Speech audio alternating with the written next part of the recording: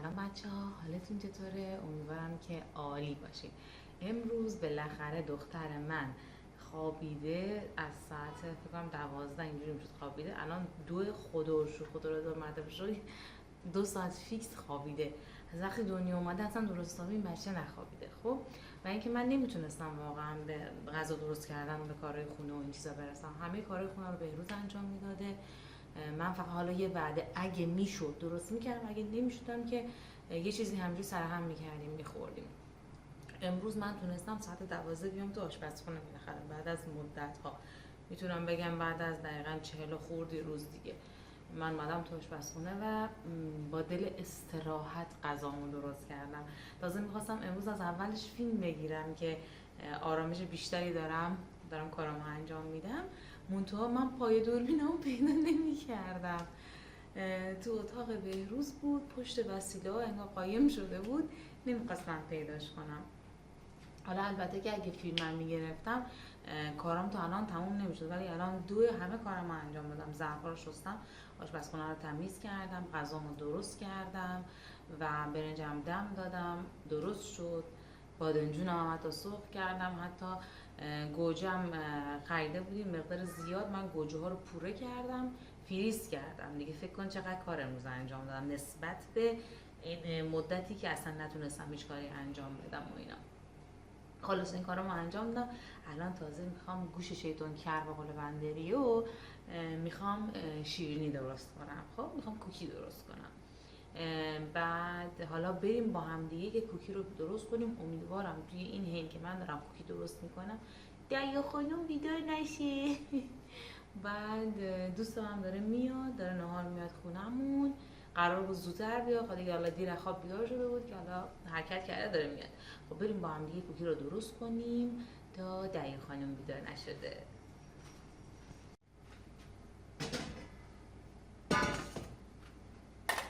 کوکی موادش خیلی ساده است بچه‌ها. خب حالا بعضی از کوکی های رژیمی اینا که اصلا تخم مرغ نداره که من اونها رو هم درست میکنم، ولی امروز میخوام با تخم مرغ درست کنم. کوکی رژیمی و کوکی وگن تخم مرغ نداره، از طرفی چیزه با کره گیاهی درست میشه، ولی من کره گیاهی ندارم، کره حیوانی میخوام درست کنم با تخم مرغ. پس همراه باشین. بریم. خب کره داریم،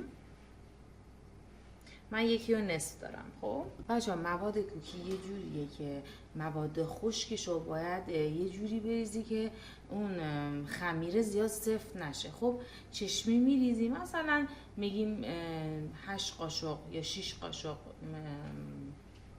آرد رو در نظر میگیریم. اگه دیدیم مثلا زیاده همه 6 قاشق یا 8 قاشق رو ما توش نمیریزیم. حالا چشمی من همیشه چشمی درست میکنم شیرینیامو، خب چون دیگه عادت کردم به پختش و اینها. ولی حالا مقدارش رو برای شما میگم، برای شما مینویسم مقدارش که من الان چقدر مقدار استفاده کردم. خب اگه بهروز بود که راحت از اون فیلم میگیره. بهروز خیلی خسته بود، کارش رو انجام داده دیگه، رفته بود خوابیده. فکرم بیدار شد استفاده دادم. ما میریم چیکار میکنیم؟ اوه بیدار شد، هم باباش بیدار شد هم دخترش. خب میشه از ما فیلم بگیرین عزیزم؟ خب پس ادامه فیلم رو میریم با بابای نینی و خود نینی. امیدوارم که گریه نکنه که من شیرینیمو درست کنم. داره گریه میکنه؟ با گریه بیدار شد؟ خوابید؟ پس همون رو میز بخوابونش تا از آن بگیر. قربون پیشی مامانش، عزیز دل مامانش. کجا مامان؟ نشنت دخترم میباشی؟ این فیلمی که میخوام بگیم زیاد زمان نمیبره، 5 دقیقه. 5 دقیقه فیلم میگی دیگه میرم سراغ دخترم. غذام هم آماده است. موادش آماده میکنم میذارم توی یخچال.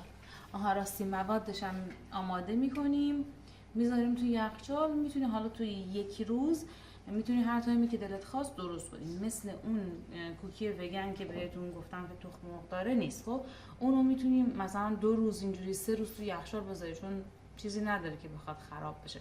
ولی خب این چون تو تخم مرغ داره، خب بهتره که همون روز درست بشه. من مواد رو میذارم، میتونی همون موقع هم درست کنی، ولی مواد رو میذارم تو یخچال یکم خودش رو بگیره. همون گرفتنش باعث میشه که کوکیمون خیلی بهتر و خوشمزه تر در بیاد. و این کوکی رو هم میتونی با شکلات چیپسی درست کنی، هم با شکلات تخته‌ای، هم با کشمش. حالا دیگه سلیقه‌ایه. من امروز چیپسی دارم، میخوام با چیپسی درست کنم. خب بچه‌ها با 2 تا تخم مرغ شروع می‌کنیم. خب 2 تا تخم مرغ هم زرده و هم سفیده رو میشکنیم. بعد نیازی به این که بخوای هم بزنی با همزن و این چیزا هم نداره.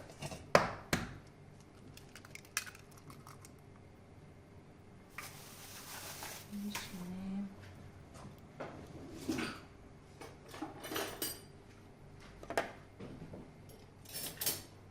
چنگالی هم میزنیم.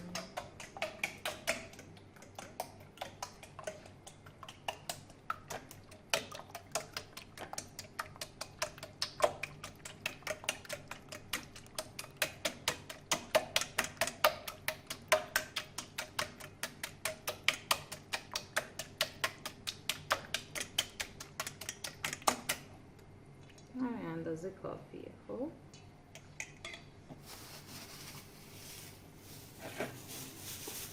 اینجا من آرد دارم که با علک قاشق میریزیم. یه قاشق،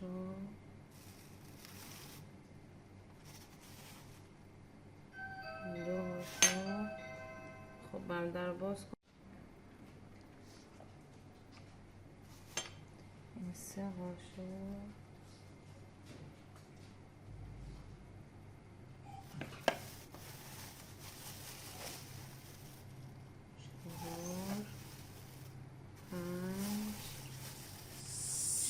خب ما 6 قاشق رو فعلا چشمی میریزیم، بعد توی موادمون میریزیم. اگه موادمون صفر شد، یعنی در جایی میریزیم که موادمون صفر نشه. خب نمیخوایم مواد صفر شه. اگه دیدیم هنوز مواد شله و اونا خیلی شله، 1-2 قاشق دیگه بهش اضافه میکنیم و با 6 قاشق شروع میکنیم. کلا شیرینی رو باید همین کار کنیم، چون یهو میبینیم بعضی از آردها مثلا میگن 3-0 آرد قنادی و فلان و اینا. خب آره خودت بهتر زده بودی.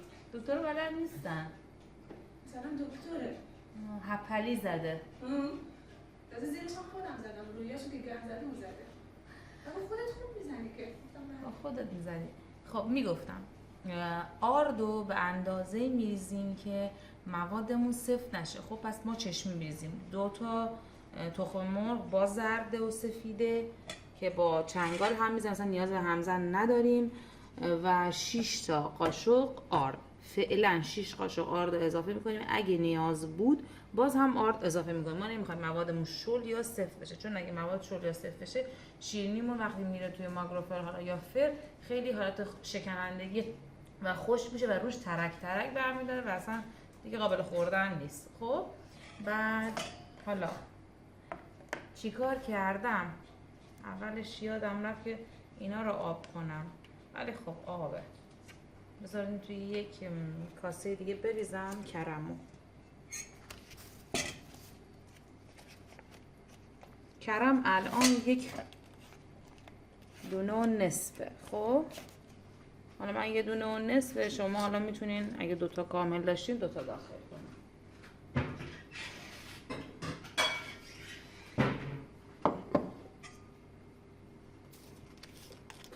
برای کوکی وگن یا هم کوکی که بدون چیزه، بدون تخم مرغ، ما میایم چیکار میکنیم؟ کرمون رو آب میکنیم، یعنی با کره داغ درست میکنیم. یعنی اونایی که گیاه خورن خب تخم مرغ هم نمیخورن؟ بعضیاشون میخورن، بعضیاشون نمیخورن، بستگی داره. وگنای مختلف وجود دارن. مثلا من اون موقع که گیاهخوار بودم نمیخوردم تخم مرغ.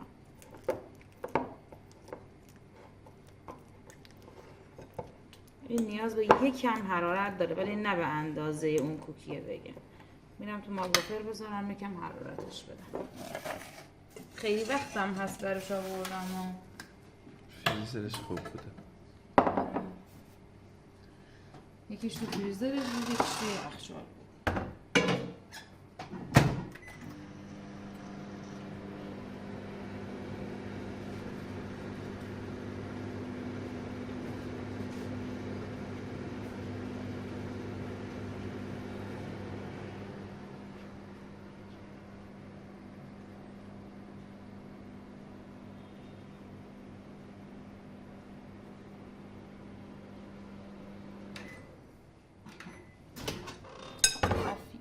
در همین حد کافیه. نمیخوام که زیاد شل بشه. اینجوری خوبه. عالی. خانم عادت داره کلا همه کار رو تون تون انجام میده. حتی بلم سر خوش زیاد در آورده سر این داستان. اصلا هفته یک بار دست و بالم باید ببره خونی بشه اینا. با خاطر تون تون انجام بدم. عادت کردم از بچگی. خب این کره منه. خب من در این اندازه میریزم. میریزمش داخل چی؟ داخل تخم مرغ. حالا ببینم دریا رو بیدار میکنم با این سر و صداها. اینم از کرم.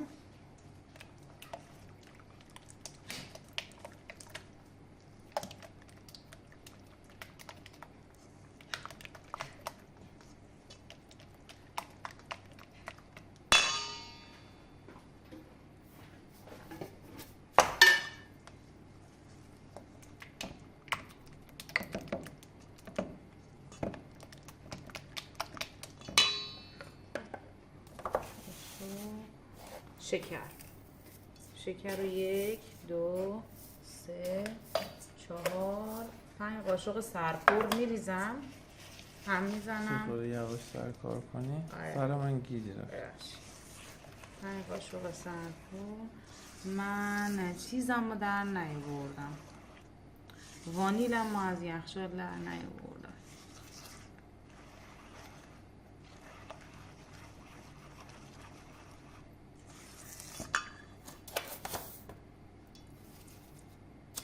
قاشقش میکنیم.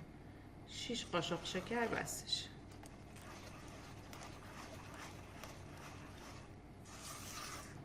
حالا این کوکی رو نصف شکر قهوه‌ای میریزم، نصف شکر هم شکر سفید میریزم. منتها من الان شکر قهوه‌ای ندارم. شکر قهوه‌ای بافت کوکی رو خیلی نرم میکنه و از طرفی رنگ قهوه‌ای که کوکی ها دارن میبینین به خاطر شکر قهوه‌ایه و خیلی خوشمزه میکنه کوکی رو. حالا من الان ندارم، داشتم استفاده نکردم، مال خیلی وقت بود، چند وقت پیش ریختمش بیرون.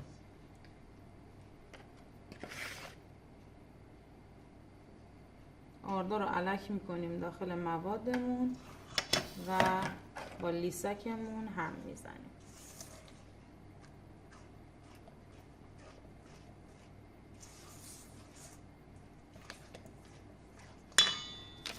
یکم زیاد نیاز به بیکینگ پودر نداره. خب یکم بیکینگ پودرمونم میریزیم داخل مواد خشکمون یعنی آردمون. من 1/3 هم از آب معمولی حالا تصفیه شده با استکان میریزیم داخل موادمون. مواد رو دوباره یه همین میزنیم.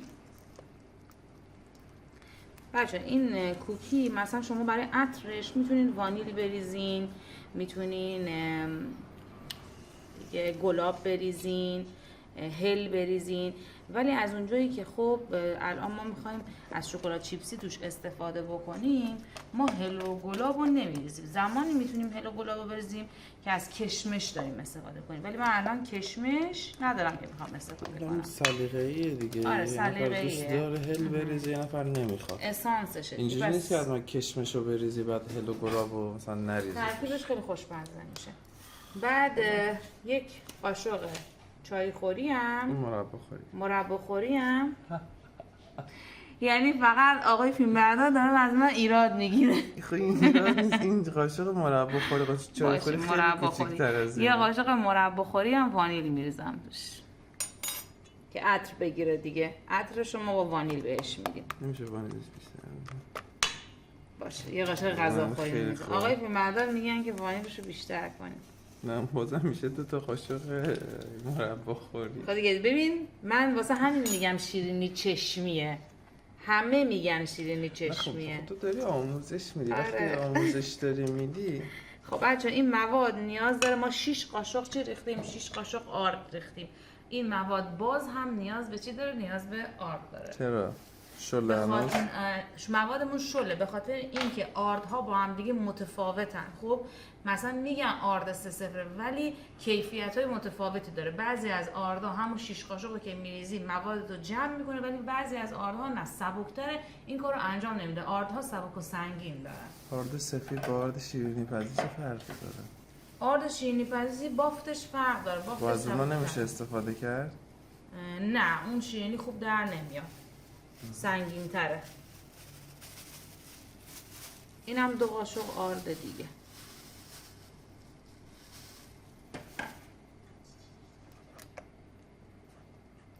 یه خورده باید سفت‌تر از این چیزی که هست بشه. آره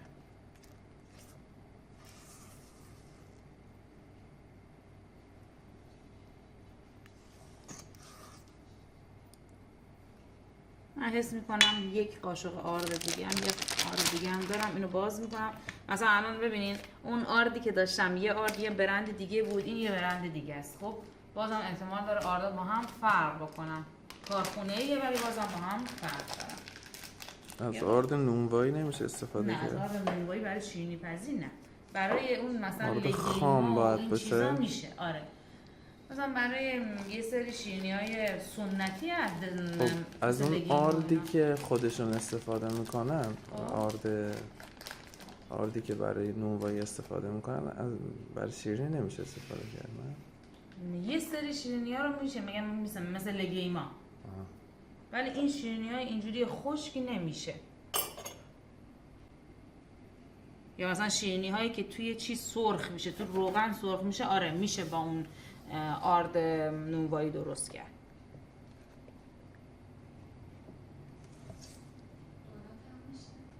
دونات هم میشه، منتها دونات هم با همین آرد 3-0 خیلی بهتر میشه، بافت سبکتری میگیره.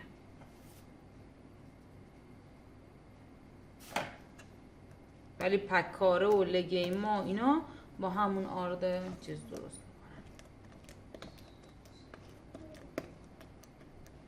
موادم هنوزم میخواد و صفر نشده موادم.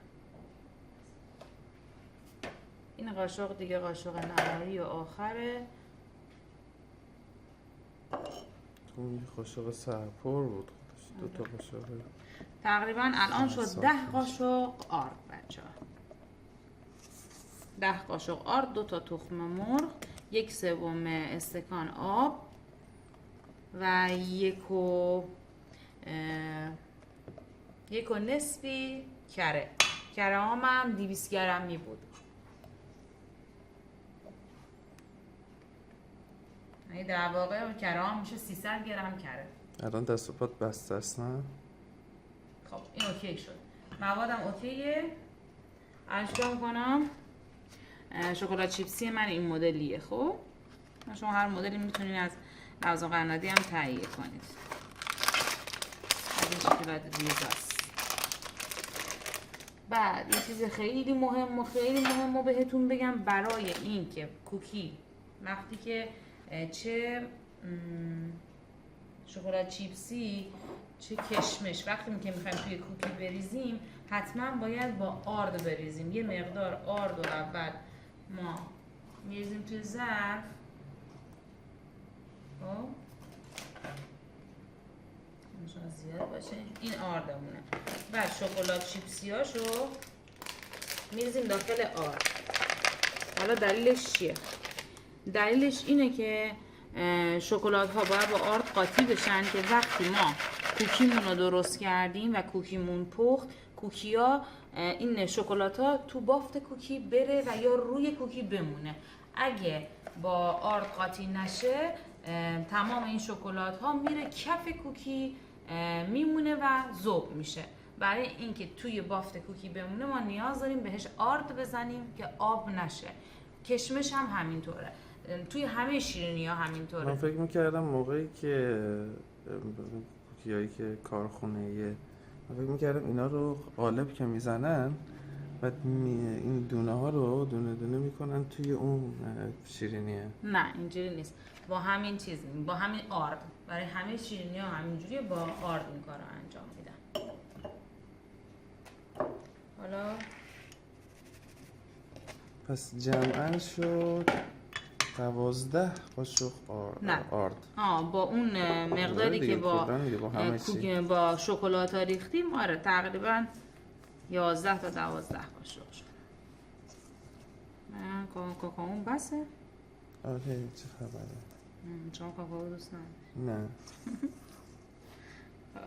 اینم از مواد. من موادم و حالا پلاستیک استلفون میکشم میذارمش یخچال. چند ساعت؟ هر میدونی توی 24 ساعت میتونی مواد توی یخچال نگه داری. من بستگی به بچه‌م داره که آروم باشه، یه ساعت دیگه شاید درستش کنم، شاید خب چند ساعت باید بمونه استانداردش؟ استانداردش 2-3 ساعت بمونه کافیه.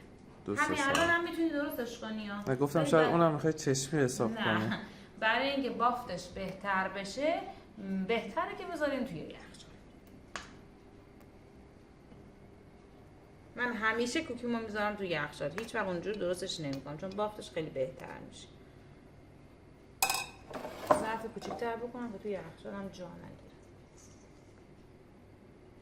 همینجوری میشه خوردش عطرش در اومده نه؟ بس خیلی خوبه. بچه‌های پشت صحنه. بچه ساکت کن. اول ایشون. بچه ساکت کن. ایشون. عرض میکنم خدمت بینندگان عزیز، مینیمون گشنشه ایشون. هی داره الان میکنه. فکر کن دلش درد نمیکنه وگرنه الان عروسی میگرفت. لوفاش بزرگتر شده.